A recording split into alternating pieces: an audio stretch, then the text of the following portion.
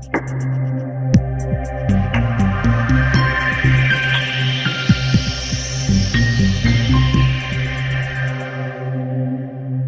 one of the biggest realization is that now I'm able to consciously create and manifest the things I want. I'm no more a reckless creator, managing great relationship with my fellow beings at office, or having a better social balance, teaching meditation everywhere within our corporate world. So this has been my way of living.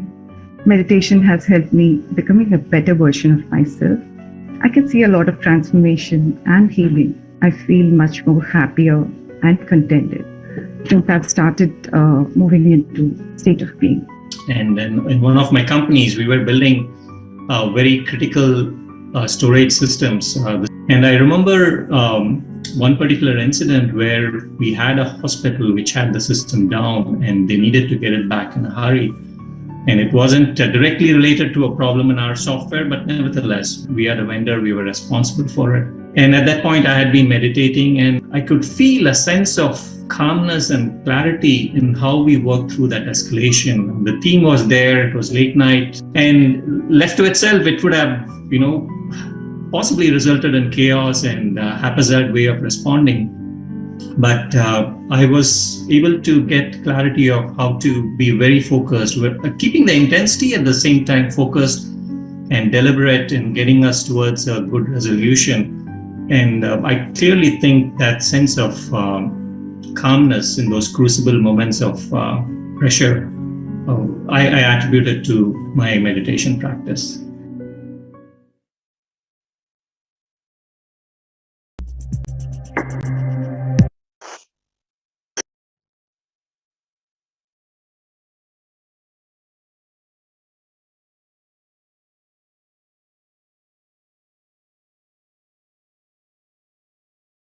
Happy evening, friends. Happy morning and happy afternoon to those joining from the West. Welcome back. This is the third day, this 40-day program. The first week is understanding the science of meditation. We understood the technique part of it. We'll review it again for those who joined for the first time today. But when I started practicing meditation, I did see a lot of transformation. But when I did my research, when I started understanding the science of it, I realized there is so much of research on how meditation impacts our brain, the physical brain too. There's actually physical changes that happen within the brain. There's a lot of rewiring of neural networks happen. So today we'll understand more of it so that we drop that analytical barrier, because that is, I think, the biggest barrier for us to progress in meditation is the analytical mind. So when you understand more about it, we can actually enjoy the process more and practice with a lot more conviction. So we'll go through today's a master class about conscious, subconscious mind. And we'll understand more from Chandra Brahmarshi. So Chandra, over to you and welcome. Thank you, Rakesh.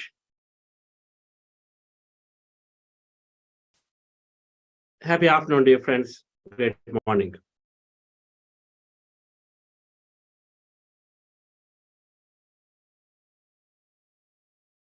How full or empty is our cup?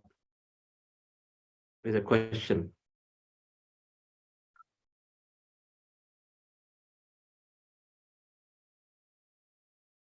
We all come with our own practices, our own notion of what meditation is and not. And we all have our own version of truths.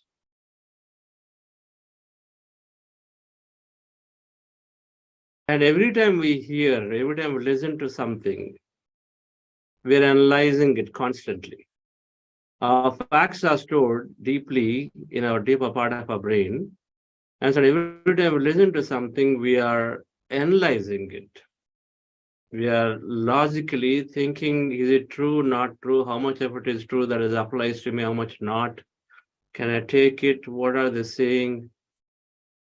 I do this kind of practice. Oh, so breath mindfulness, emptying the mind, whereas I'm visualizing all the time through this process of meditation. How are these connected? I do mantra. So is it this? So there is so much of all that stuff going on. Can I do this and that together?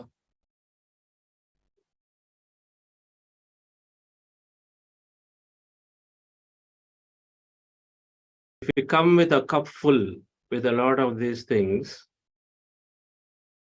then there isn't much that we can absorb. And we don't absorb it. And if we do half absorption, then our results are also cannot be clearly defined, neither can we have a real benefit of it.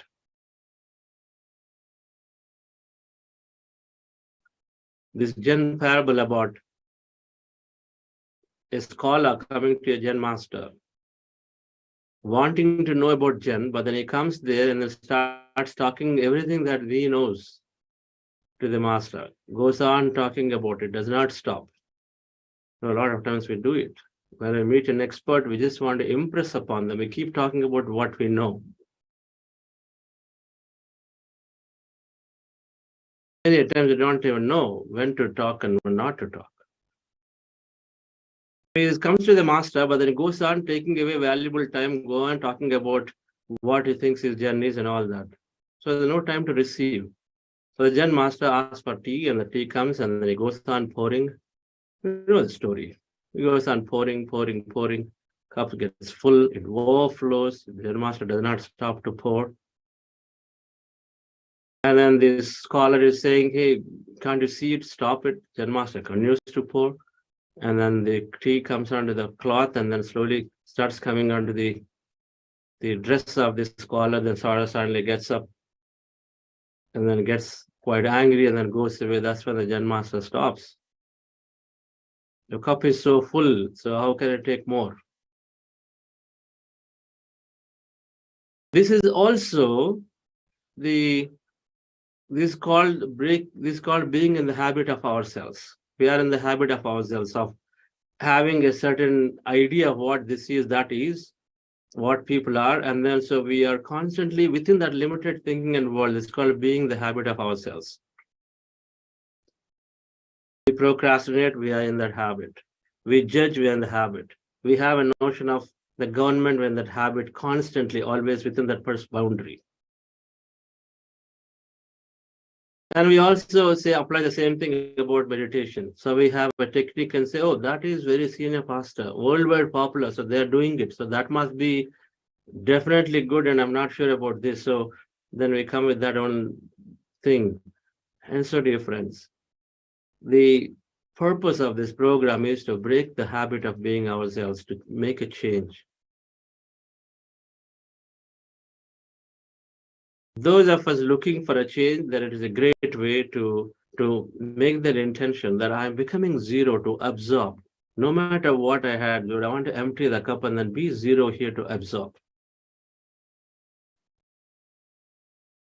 Breath mindfulness meditation, the simplest, the natural one, easy, natural, takes 2 minutes to practice. Something that Gautama Buddha taught, and then something today 1 and 2 people in the world practice it. Who practice meditation, 50% nearly are practicing this breath technique. It's got to be something special about it if 50% are practicing this technique.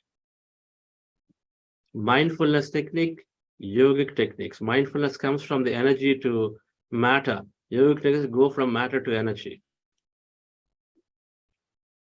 One seems to be far more efficient because it's coming from energy to matter, always far more efficient because everything comes from energy to matter. Going from matter to energy, matter to energy is a lot more difficult. God do Lord. If you become empty the cup, We drop in it to receive, to see.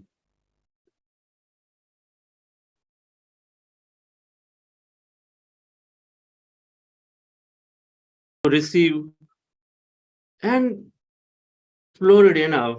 At the end of 40 days, if you don't like it, if you feel that no, it is not adequate, it is not superior, it's not the something, then we can decide to leave it.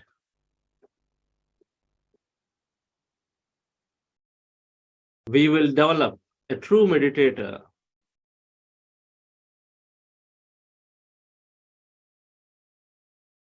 And he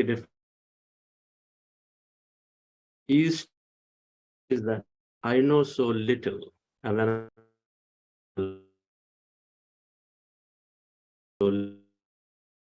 and I think it comes with the approach.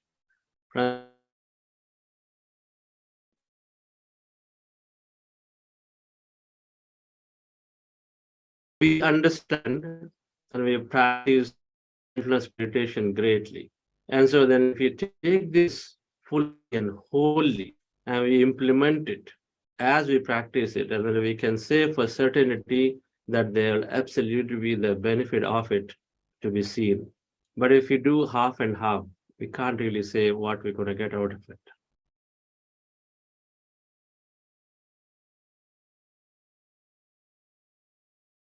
So yesterday, we introduced heart elevation process.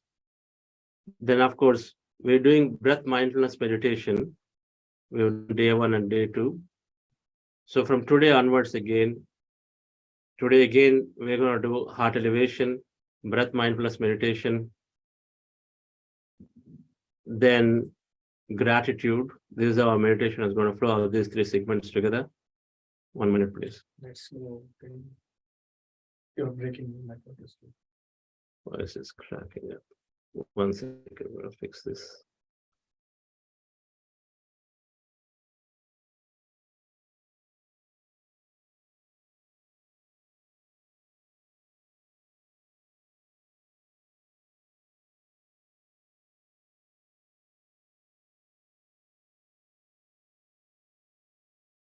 We have heart elevations, which is to elevate ourselves into healing, and then breath mindfulness meditation to empty ourselves and be in the quantum field of emptiness. And then we are expressing gratitude. And those of you join new, so let me share the slides around breath mindfulness meditation, what it is.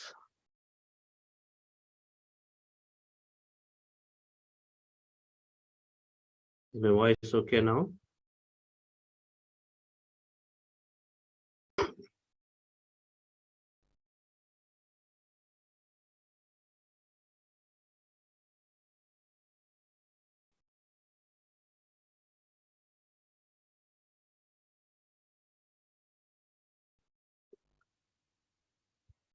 Okay.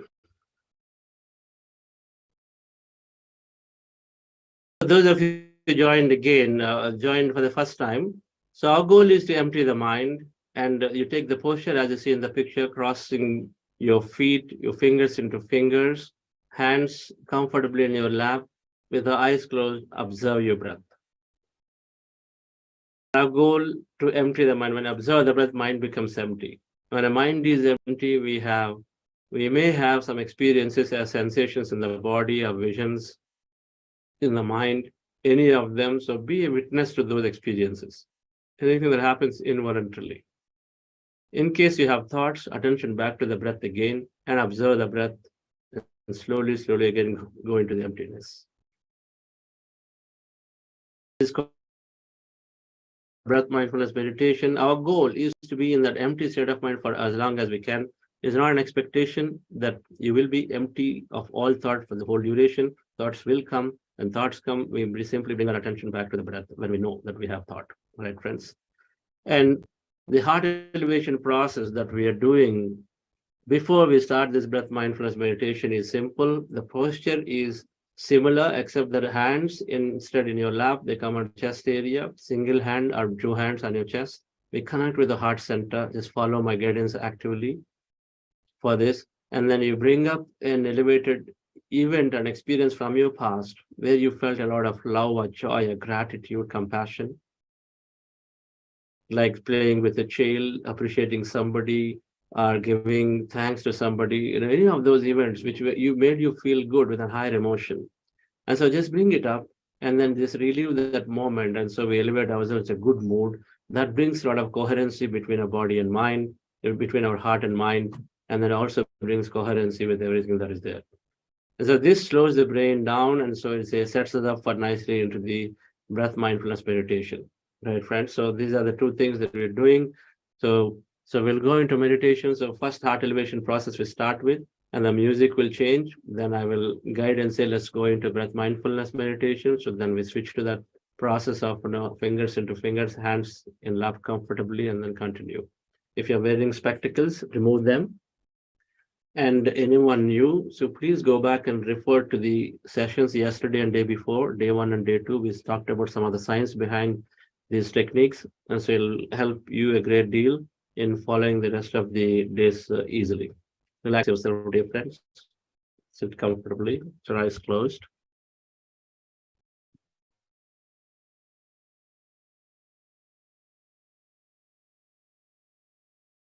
Relax your body.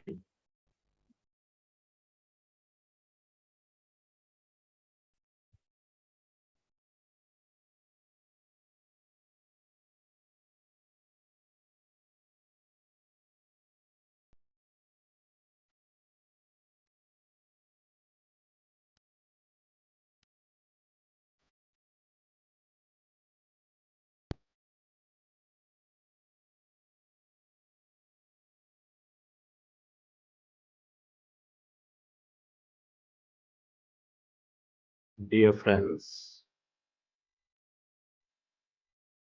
dear masters,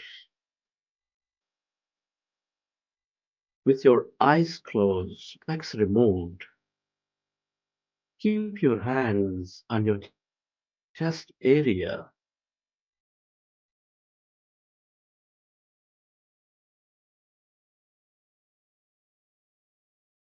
And rest your attention on your sacred heart and feel your beautiful heart.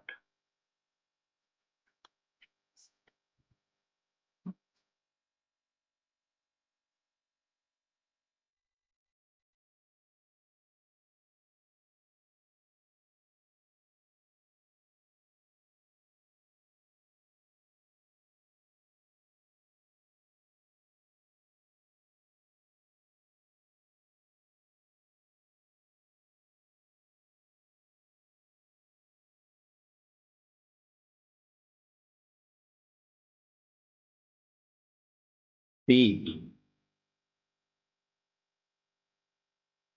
the seed of all emotions. Connect with your heart center, the beat, the rhythm of this beautiful heart, which is nurturing, all alive with love, joy, gratitude, compassion.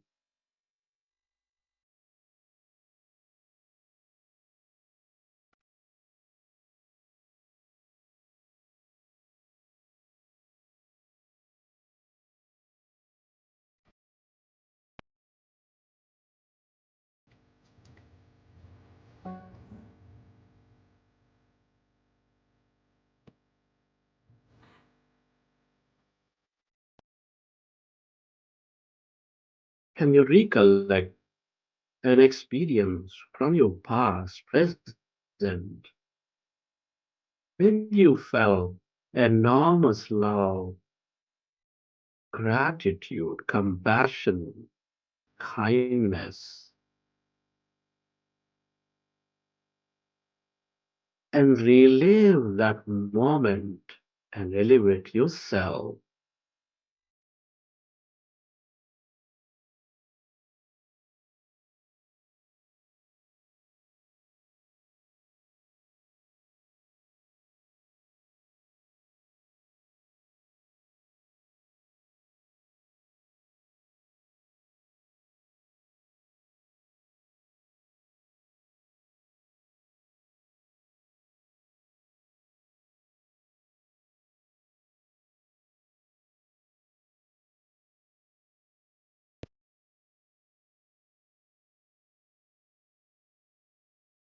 Receive that moment and feel that energy.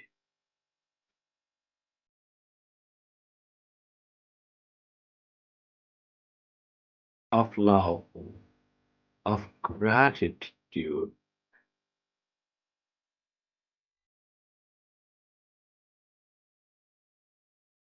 The more you experience,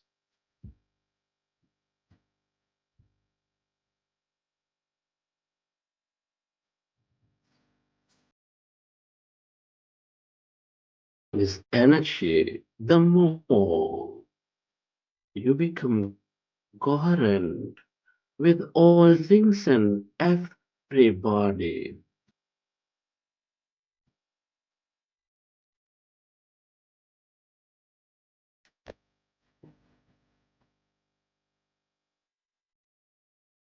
The more you find your connection into this wholeness.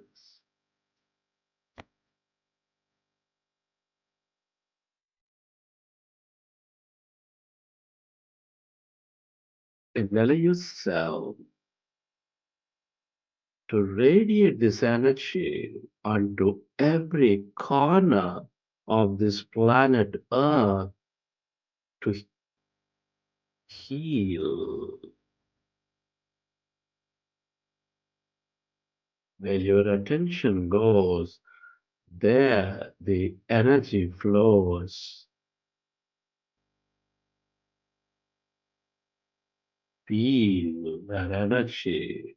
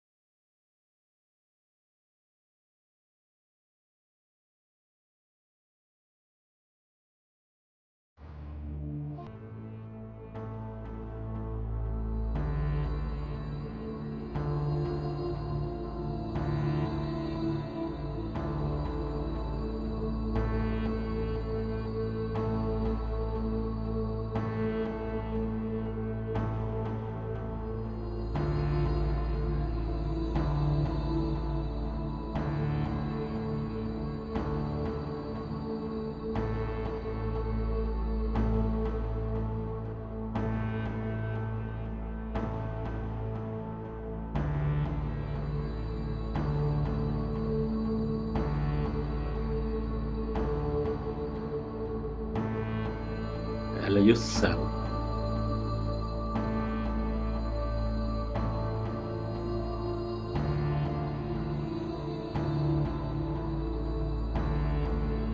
to merge into that emptiness inside of you, all around you.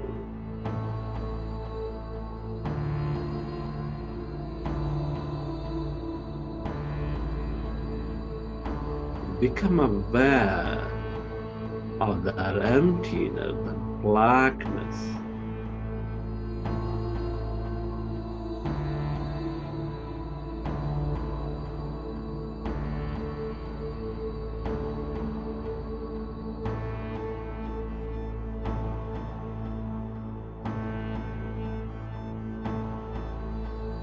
Spreading beyond your body, beyond your room,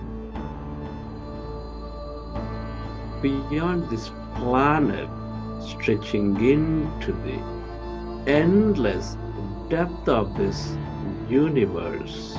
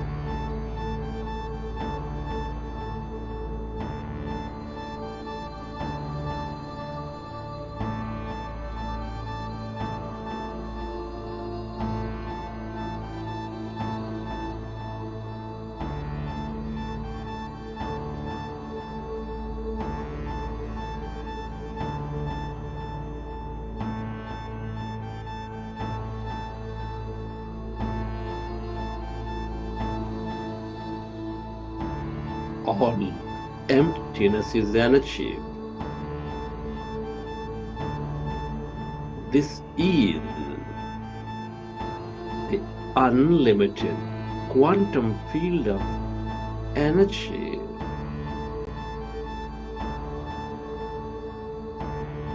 With infinite possibilities and opportunities.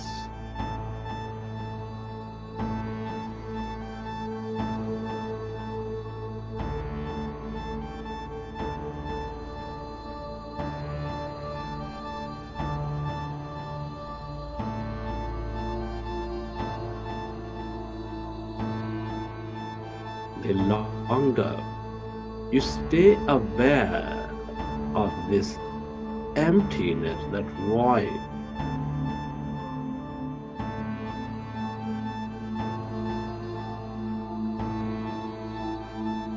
the more possibilities you draw into your life.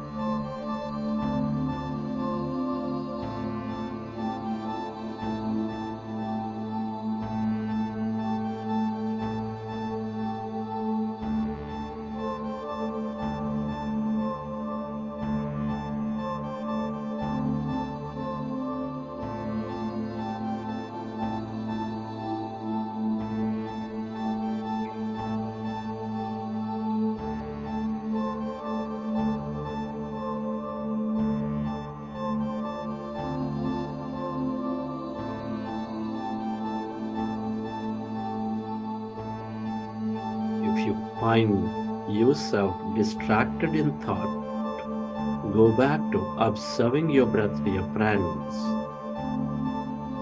and slowly find that emptiness all around.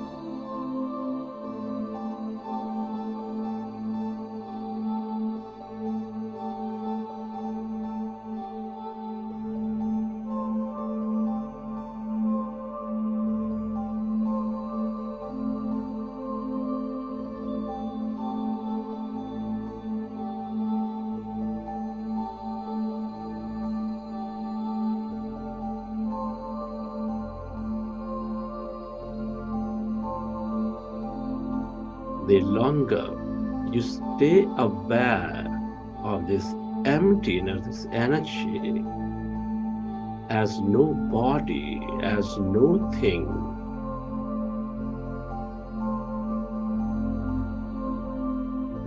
the more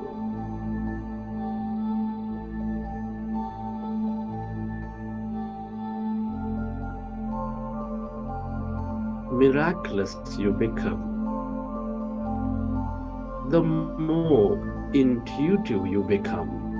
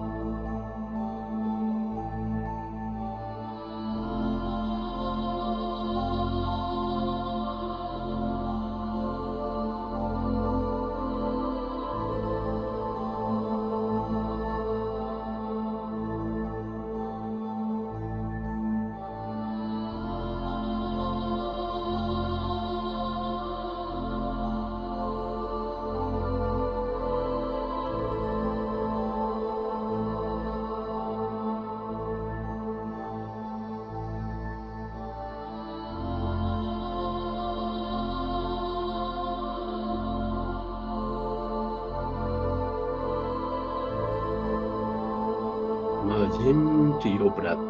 Merge into that emptiness of yourself, dear friends. This is your greater mind.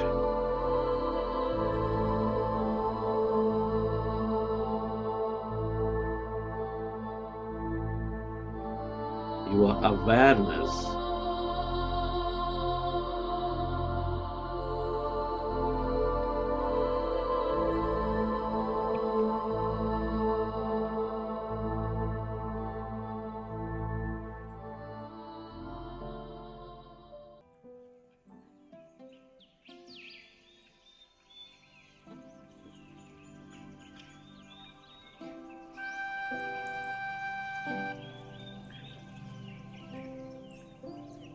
Relax your body. Feel your body. And let your autonomous nervous system repair your body.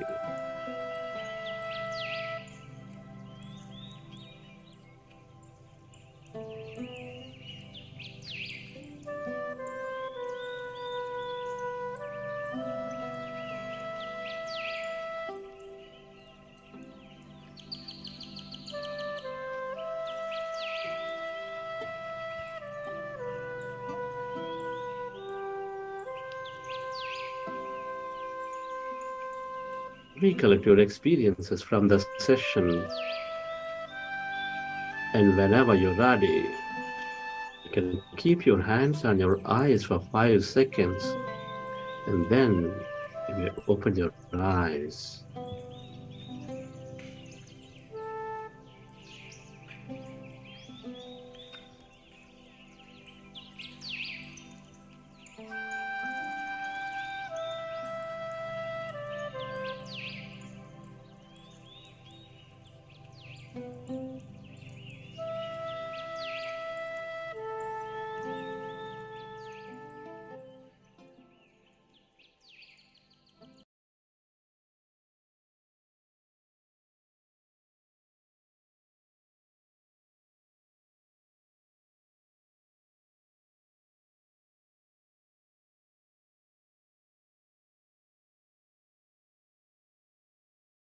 Okay, friends. Hope you enjoy the session. One more time.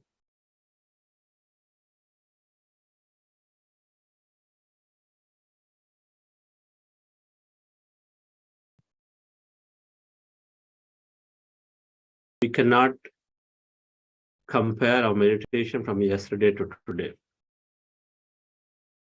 If you had hit a home run yesterday, that you felt so good, and then today it's all thoughts and thoughts, no worries. Meditation experiences are unpredictable. Just like no 2 days are same, no 2 meditations can be same. And it is never linear. In terms of experience, it's never linear. Our vacations are never linear. The joy, the happiness we gain, the moments of happiness we gain on vacations are never linear. Sometimes it's great, sometimes it's okay. There's a feeling of it. It all depends on a lot of factors, including state of mind, state of being that time. But however, consciously what we experience is different, but subconsciously, superconsciously, things that happen, and every meditation is still good. So we want to make sure we reinforce it, and then we don't fall into the trap of analyzing our experience from yesterday to today, or analyze our experience against somebody who is saying that, oh, I had just felt so much energy in me. And we don't fall into the trap to keep comparing ourselves with somebody else's experience or our experience from past. Only thing that matters, friends, is that the sincerity with which we are sitting down every day, and then only thing that matters is that we are sitting down with no expectation every day. Sit down and say, I'm in my life, this meditation for the first time. Sit down. Can we become that? Can we become that zero? And then go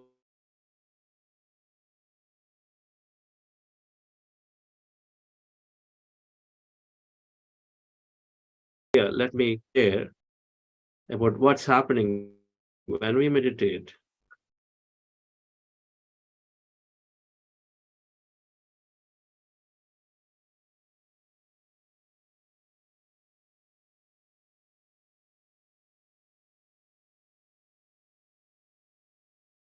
What's happening to our brain and meditation is reprogramming the mind and altering our brain waves.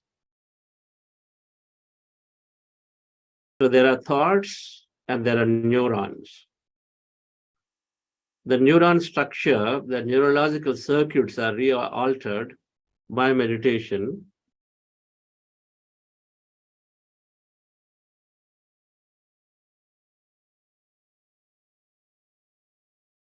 And the brain waves are also altered. The frequency, every thought is a frequency wave. So brain wave means thoughts. And so that is also altered in every meditation. So on the left side, our mind, the three brains divided, the conscious mind, which is the neocortex. I think I want the chat to be disabled. So the conscious mind, neocortex. The human brain, which is that peach color thing, which is practically the full part of the brain.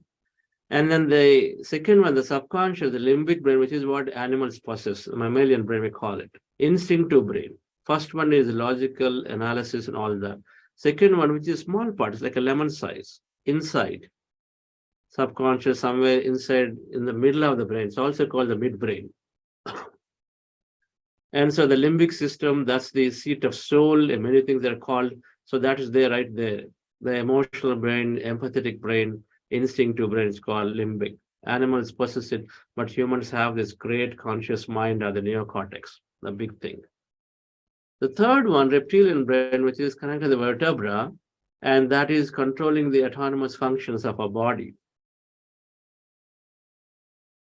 The meditation is dealing with all of these brains or minds, and then meditation is moving our brain waves, the thoughts, into more beneficial thought wave states. So this slide is explaining. Now, these are some scientific understanding. Now, if you are not keen about it, it is okay. It is not necessary to know if you're not interested about this, but however, some people want to know why this happens, why that happens, right? When we know it, when I got to know that meditation moves into alpha state, which is like a solution state. In alpha, if you visualize, then you are nicely putting into your subconscious programs very beautifully, easily, when you're in an alpha state, or that fast learning state. There are techniques that move us into the state of alpha, other than meditation. There are different techniques. So people follow some of them to have speed learning, speed reading, or more creative or more results into life. But that's only one part of it. There are special methods are there. But then when you do breath mindfulness meditation, you go into this alpha state, but you also do many other things, many other benefits of it. That's why this technique is very holistic. Right. So in this picture on the left side, conscious mind, subconscious mind, we're showing our mind divided into two parts, right? Now, subconscious below is encompassing your unconscious, the superconscious, a lot of things that's all encompassed here, right? We are minimizing this thing, all of it is subconscious. And the dividing between these two is the analytical mind. Now, if you notice, the conscious mind, which is that in the previous picture, it was the peach color, the big part of the brain, everything that we have here, all of this. We only use 10% of it.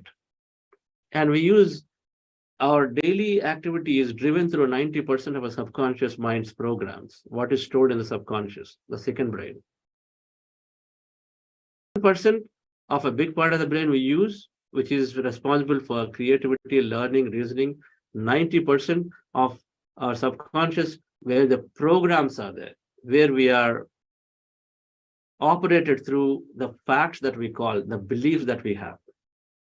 A belief that says that I come from a poor background, so I cannot make it successful in my life. A belief that says I'm a woman, I have disadvantage in society. A belief that says my caste is superior, my race is superior because I'm the special. A belief because that is set up with this whole mechanism of environment and system that, I'm the special officer, so I cannot ever sit next to my driver. These are all beliefs that come with it. And so we operate through the subconscious program, a belief that says I'm the expert, and so then I don't have anything to learn from this beginner. Because we relived it a few times, and people have told us, oh, you're great, you're this, you're that. So that have kicks in and say we truly start making that as a new truth. And so we shut off ourselves from learning from others. So 90% we operate from the subconscious mind. And that's what this picture is saying. So now the right side, what you see is the brain waves, the thought forms. So stressful thought, which is every thought, a wave is a frequency. So high beta, which has got a frequency of 20 to 40 hertz. First frequency is the how many times it's going high and low. It peaks, it's reaching the peaks. How many times it's reaching a peak in a second, right?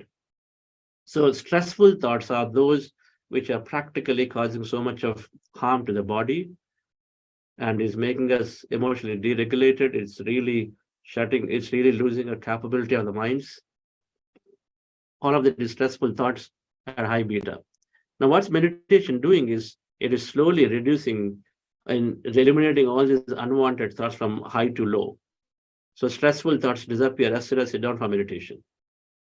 Then a little later, the beta thought, which is the normal state when you wake up in the morning. When you relax, you are typically in a beta state. You focused attention, you get a lot of work done, right?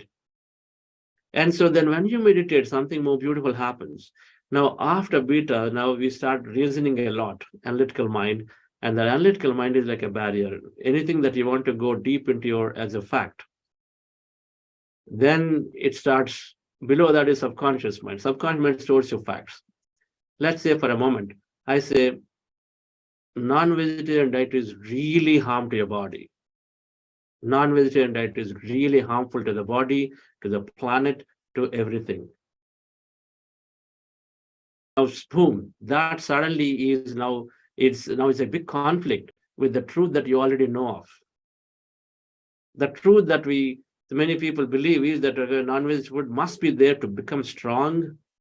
And my race, my culture is that, then I must eat it. Otherwise, what? What are you saying? Without a non-veg, is there food?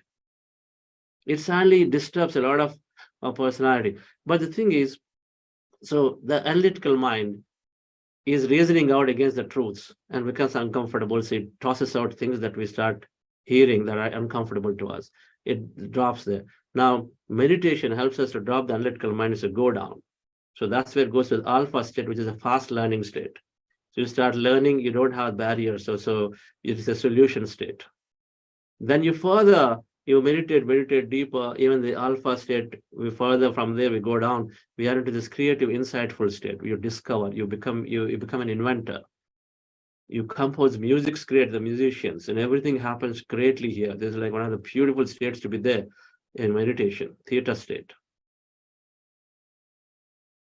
Then you further go down, you are into this delta state, which is healing state, is also called the deep sleep state, dreamless sleep, NREM.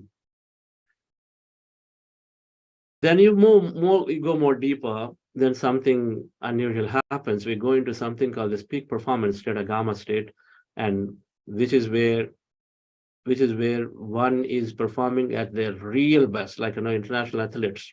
The 100-meter sprint, when they do it at their best. And so when they measure the graphs of these athletes and they looked at them and they said they're all in this gamma state. When somebody says, I had this, the best life experience of my life, then this super blissful state, that most likely in this gamma state, where the brain is completely become coherent and then functioning and then rewriting in many ways. Circuits of many limitations are disappearing at that moment. So meditation, when we regularly practice, it is by default, and the regular meditator is mostly staying in the alpha. In a wakeful state, they're staying in the alpha and beta states. Beta normal, but the meditator typically is somewhere switching between the alpha and beta states. Alpha, you can think of a state when you instruct yourself about when you're about to go to bed, you instruct yourself, you say, okay, my day is done, I'm just going to go down to sleep. And so that's when you're slipping into the alpha and then slowly slip down into other states. But with meditation, you're taking those into the states pretty quickly. Long-term meditators are generally staying in these lower states, meaning lower frequency states, which are very, very beneficial, right, friends?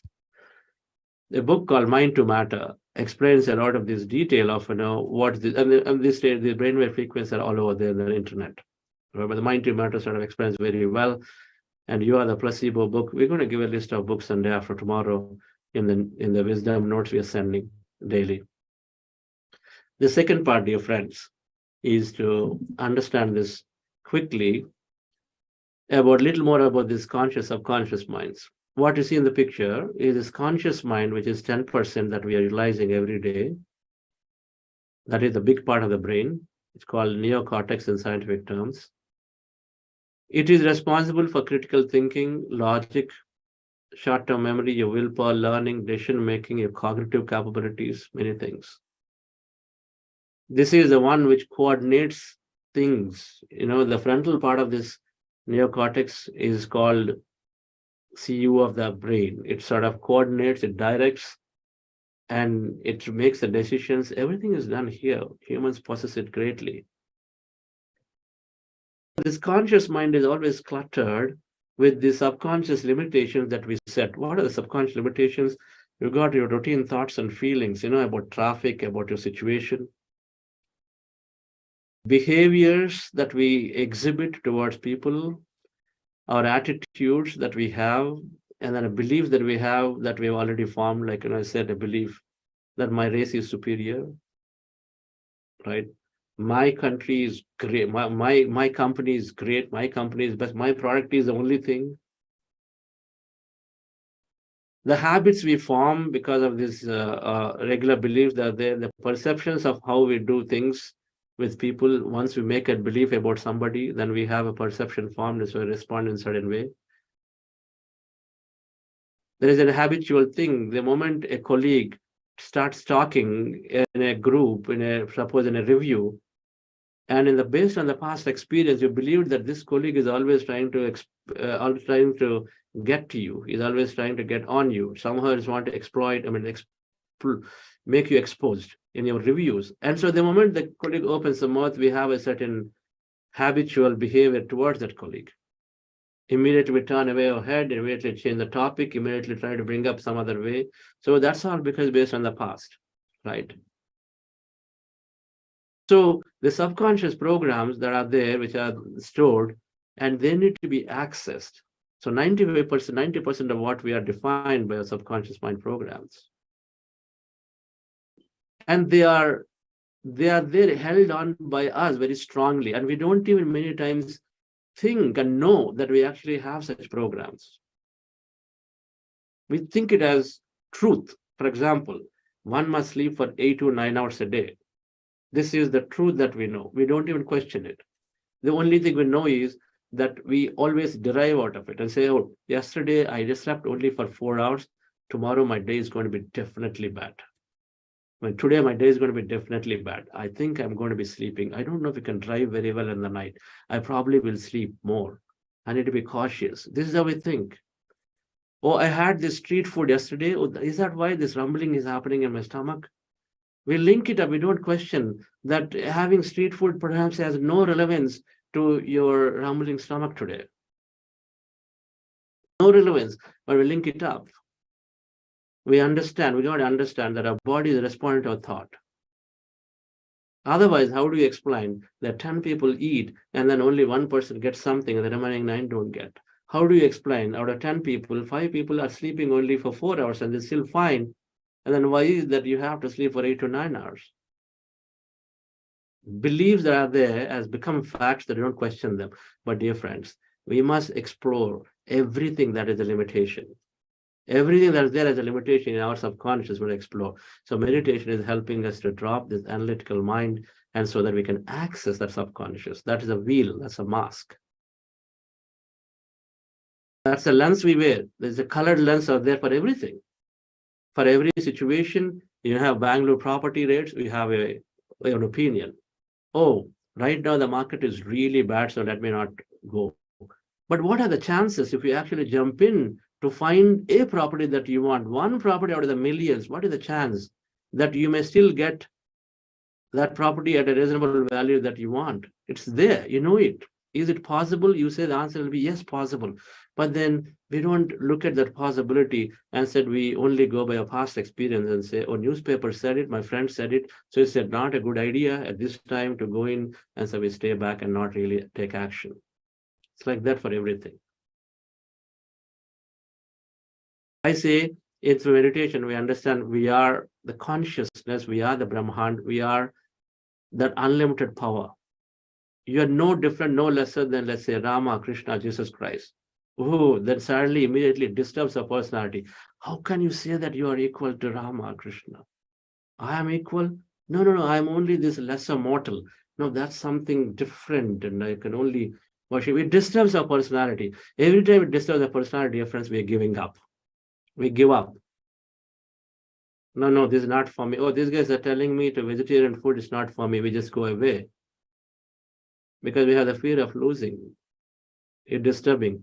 But this is the time, dear friends. Meditation helps us to loosen that analytical mind, so it starts going and helping us to examine. It builds our awareness. So we start examining everything that we store as a fact and say, is it still relevant today for me?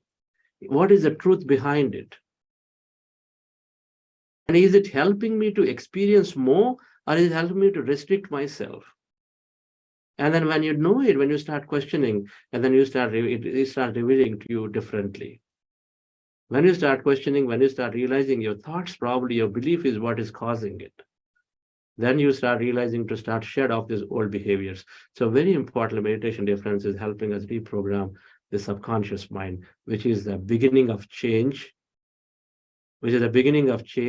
where you start becoming open, you start having greater thoughts, so conscious mind flourishes, expands, and then you start creating more.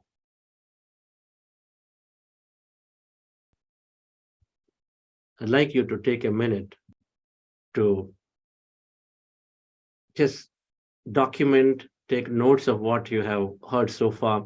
Cells that fire together, wire together. We're going to use this principle quite well during this program. Anyway, we're spending all the time here every day, 75 minutes. Just document what you learned. Just gather the thoughts about what we learned so far. Maybe send a message in the chat. You can write.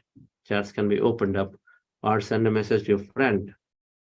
This meditation is beginning to change me structurally, is helping me to change my beliefs.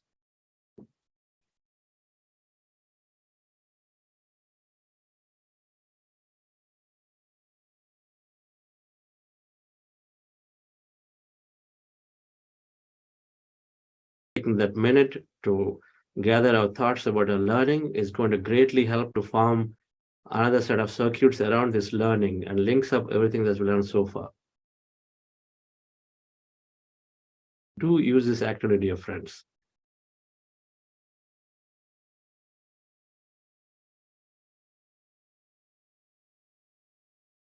Okay. So while we are there, and we will take questions a little later, but we got a couple of announcements. And we also, yes, Rakesh, want to do the announcement about certification process and breakout rooms?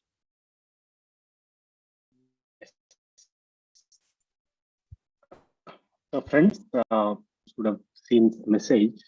We conduct Buddha Practitioner Certificate Program. We'll have a breakout room where we will understand more about the process, eligibility criteria, benefits of this program, and how to enroll. So Lalita, if you can just quickly share that slide. So how to join the breakout room? Yes, sir.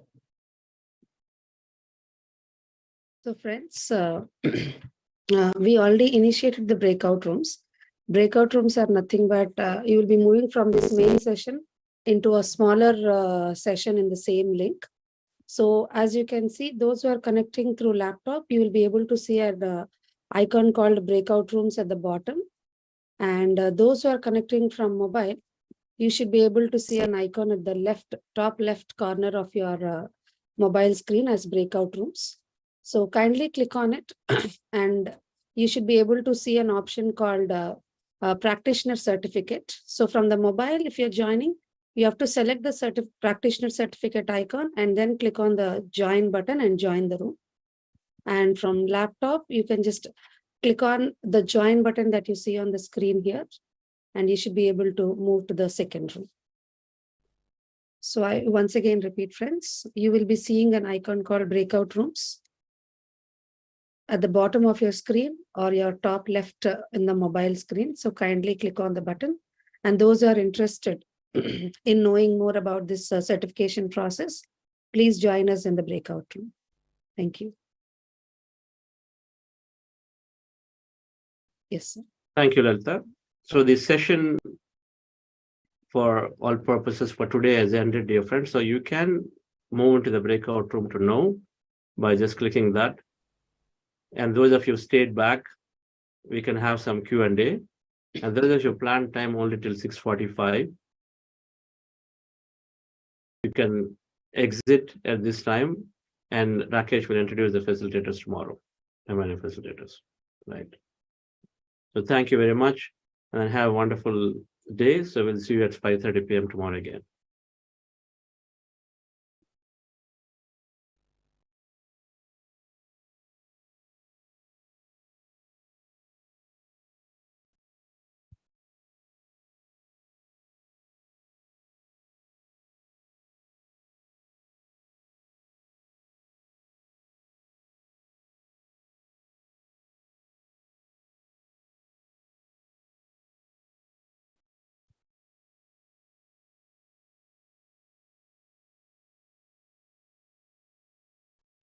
Yes, Ashokji.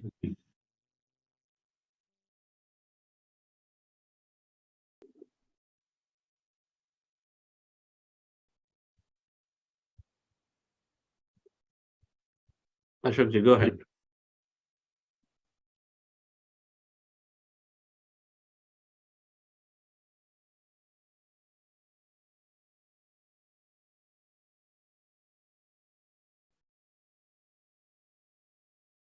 Okay.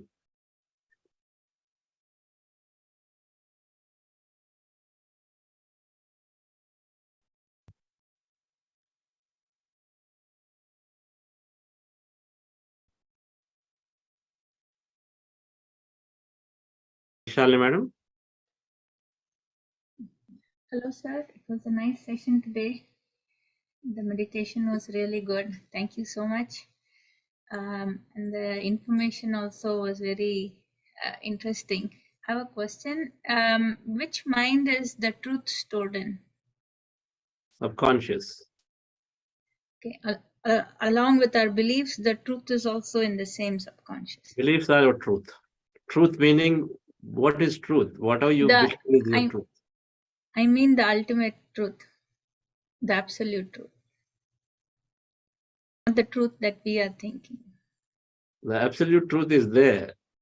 What you store is, it becomes your truth. The absolute truth is information. Everything is what you believe beyond a point, all right? So right now we say the absolute truth is that we are this infinity. And we have this unlimited potential. We're all intricately connected with each other, right? We are connected with each other. We are this infinite potential. And so this is what we understand as the truth. And so meditation moves us towards those states. Until we learn, it's not there with us, right? Now, is it all it? Is there more to it? Could be, because it's infinity out there. Infinity means infinity. There's no end to what it is. But however, with meditation, with regular practices, you're able to experience these states of okay, with a limitless potential, I can create things. You're able to experience it by practically working on yourself regularly through your thought and feeling. And in meditation, you're able to connect, you're able to experience that wholeness and the feeling of connectedness, which translates as a loving feeling, a helping feeling, a friendly feeling towards people naturally, right? So it is that way. Okay. To answer your question, that whole field, which is your superconscious mind and the one mind, is got everything. It's got this infinite of information. So that is your truth. All the truths of the universe are there. And then subconscious, which is based on our learning from the present and the past, is holding up, and then which is where you make up your own truth of what it is, right? And so now we are saying, and then you go and look at your truths, your facts, what you got as beliefs, and your belief is your fact is equal to truth, the same words, right? What you think is the operating principle for you in this life. And so we are saying, explore it, look into it, and see if it is limiting. If it's limiting, understand why it is so. Is it really necessary? And then the moment you have a higher model, then you drop the older one, right? Okay. Got it, sir. Thank you.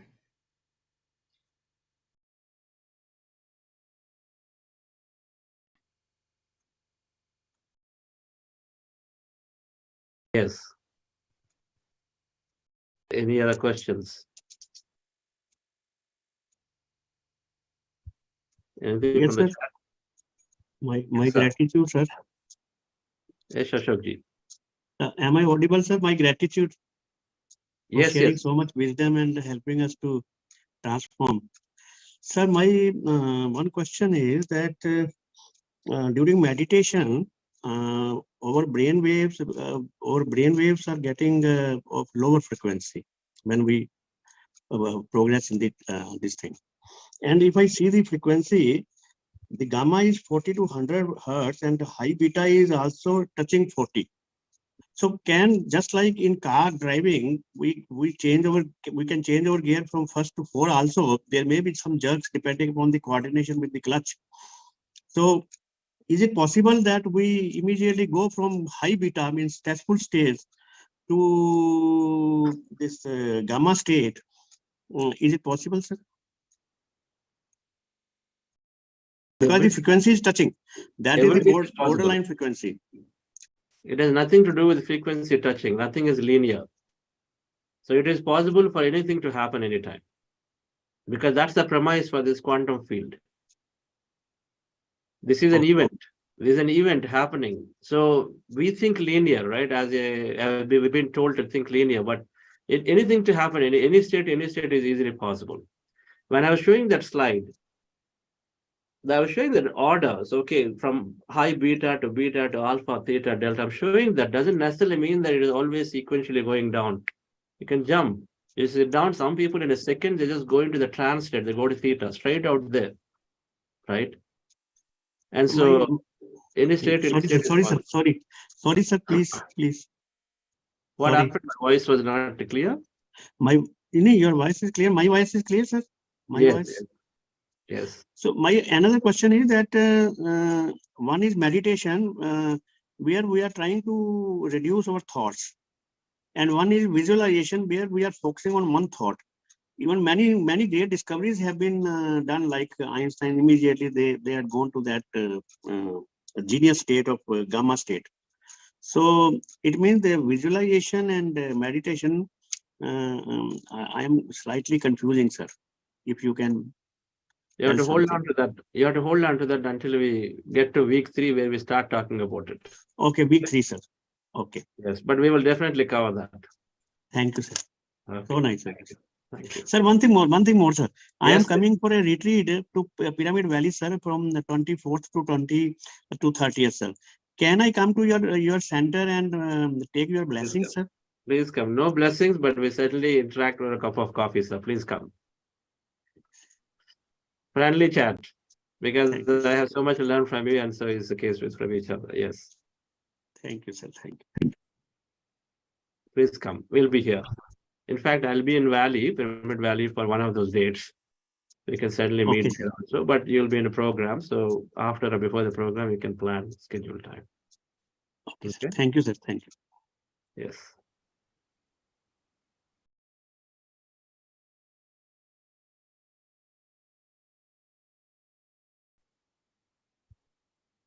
Okay.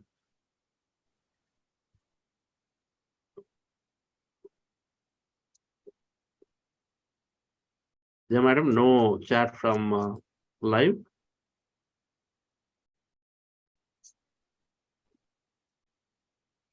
All right.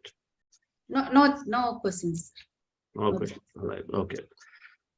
Okay, friends. Thank you very much for joining. And so we'll meet back tomorrow again at 5:30 p.m. with more informations around this. This week is all overview. So we understand the fundamentals of meditations. We're learning a little more.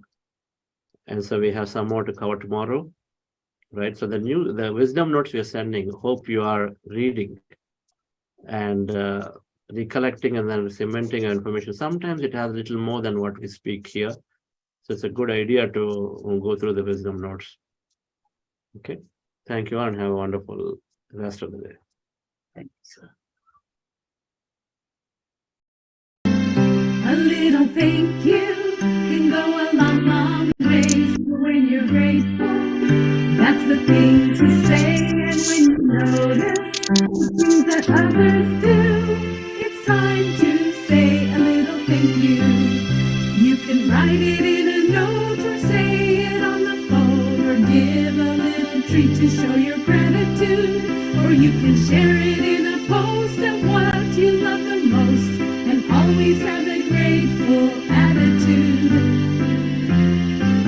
A little thank you can go a long, long way. So when you're grateful, that's the thing to say. And when you notice the things that others do, it's time to say a little thank you. You can sing it in a song or write it on a blog or give a gift that shows appreciation. Or you can send it in a card or shout it to the stars or even give a standing ovation. A little thank you can go a long, long way. So when you're grateful, that's the thing to say. And when you notice the things that others do,